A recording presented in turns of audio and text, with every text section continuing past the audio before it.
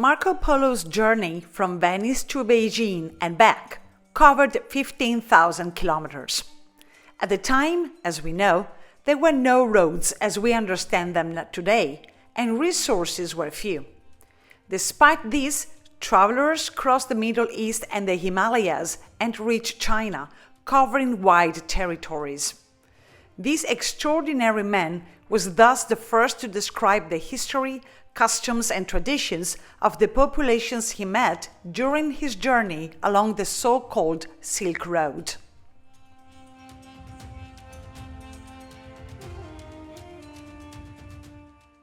It all began in Venice, the commercial heart of the Mediterranean and the crossroads between Europe and the East.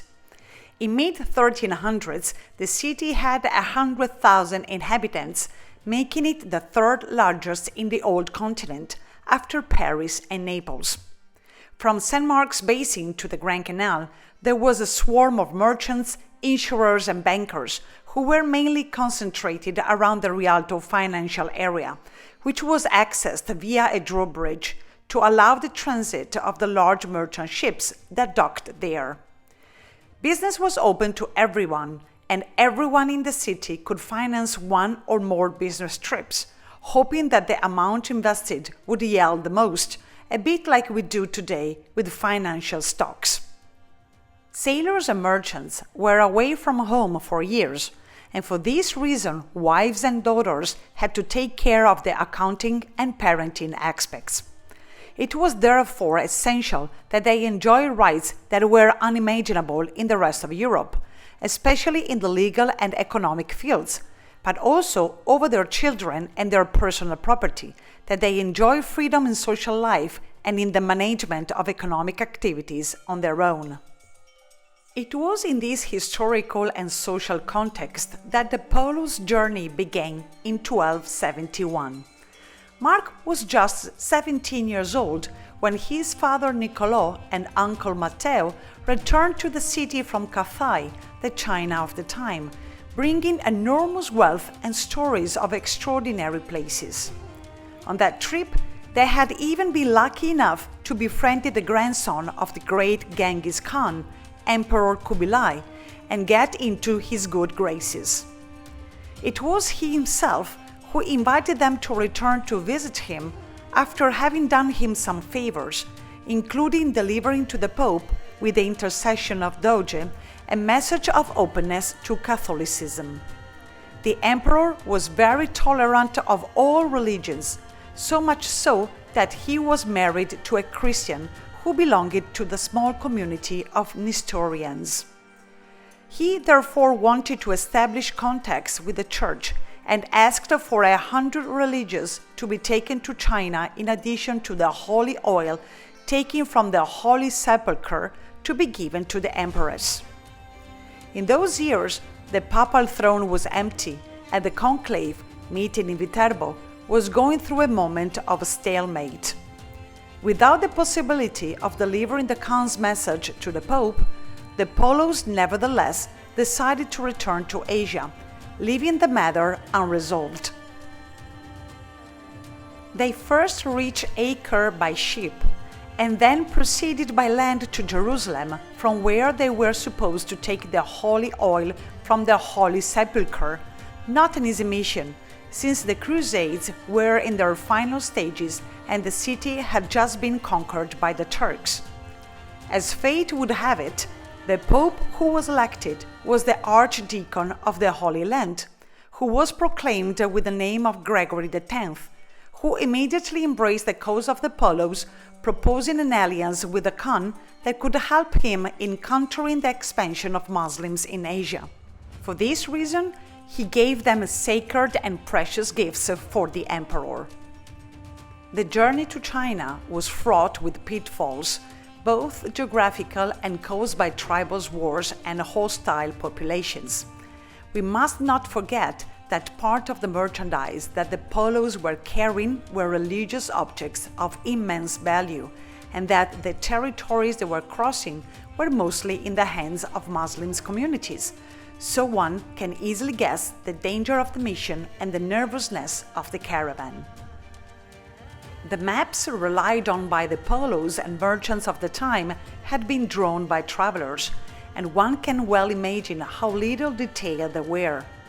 Among the routes described, the wells and the days of walking between one caravanserai and another were reported.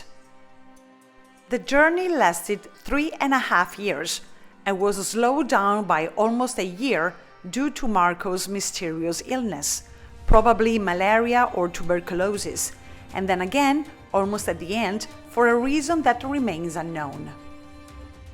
Once they entered the Mongol Empire, the Polos knew they were safe, thanks to the pass offered by the Khan on their previous voyage. In their eyes, the mission looked like a half-failure, since they had not been able to take with them the priests promised, but the ampoule with the holy oil had miraculously managed to survive the journey.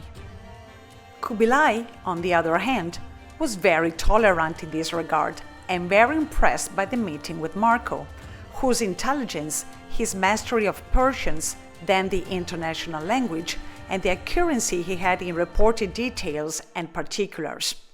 For these reasons, he instructed him to travel on his behalf throughout the empire in order to compile reports on what he saw. The Polos' help became so important that for years their desire to return home was thwarted by the Khan himself. Thus it was that the stay in China lasted for 17 years, during which Marco described everyday life and the differences between Chinese society, submissive but more refined and cultured, and the Mongolian society that was in power, of warrior and nomadic lineage. It was precisely for this reason that Kubilai could only control the empire with the help of ambassadors and governors who came from Asia and Europe. The opportunity to return to Venice presented itself when Princess Kokachin, the Khan's niece, was betrothed to an Oriental prince. The Polos, as expert navigators, were assigned to escort the girl by sea, since all land routes were blocked by popular uprisings.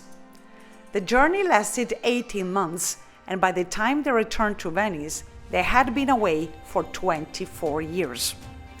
At that point, Mark was extremely rich, so much so that he married Donata Badoer, who belonged to a prestigious family with whom he had 3 daughters.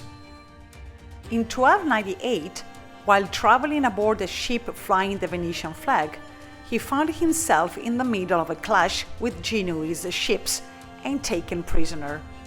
This was the occasion that made him immortal.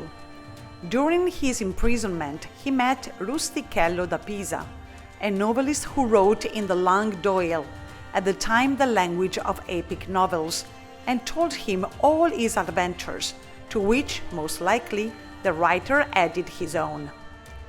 At that time, the printing press had not yet been invented, and the story was copied thanks to scribes. Despite this, it was a huge success, and was also translated into the vernacular and Latin under the title The Book of Wonders, Description of the World.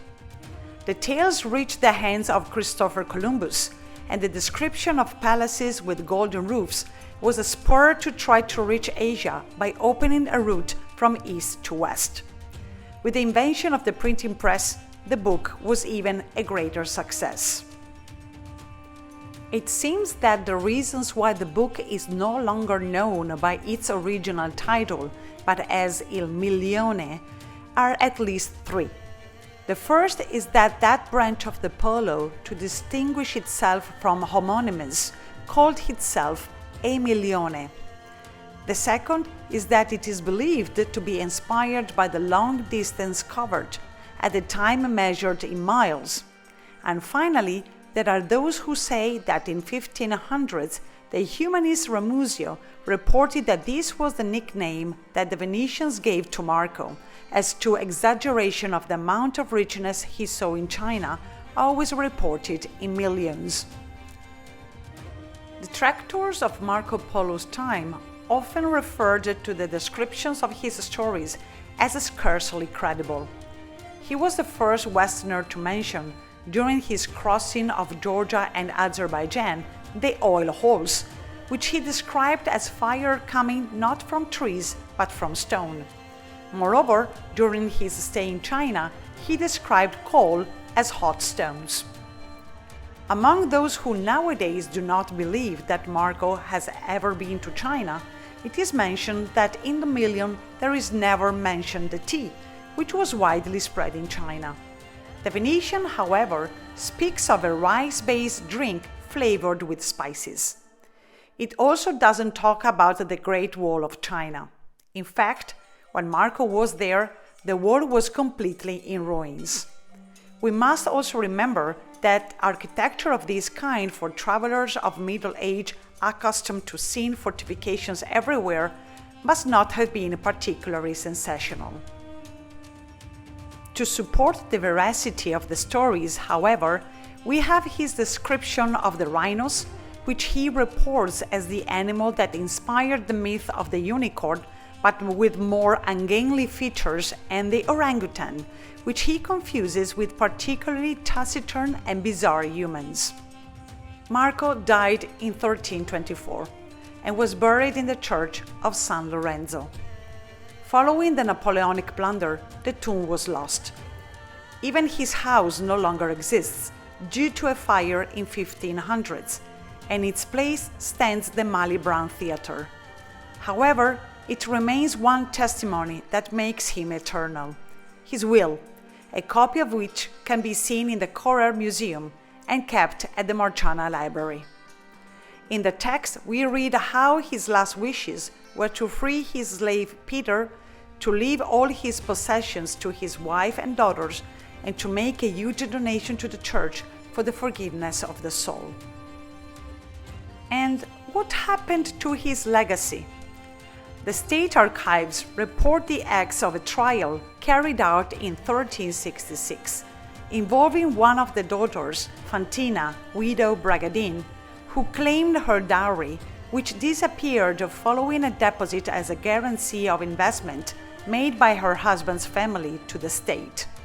It seems that the woman then managed to get her money back. Curiosity.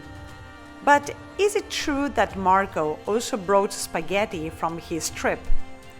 It has to be clear, wheat was not grown in China, so it could have been only rice or soybeans.